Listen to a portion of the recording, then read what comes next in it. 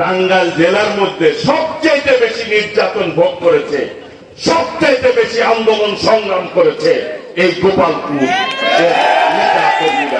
নেতাকর্মীরা। সবচাইতে বেশি মামলার শিকার হয়েছে এই গোপালপুরের নেতাকর্মীরা। সেই জন্য আপনাদের আবেগটা একটু বেশি, কষ্টটা একটু বেশি।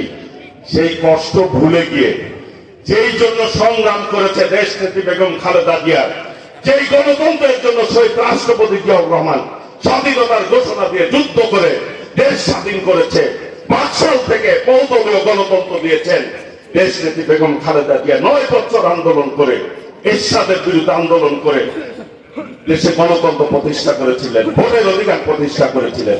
সেই ভোট এই খুনি হাসিনা অধিকার কেড়ে নিয়েছিল। বিগত দিনে কেউ ভোট দিতে পেরেছিলেন? এই মাঠে যারা উপস্থিত হয়েছেন, ওই যে মা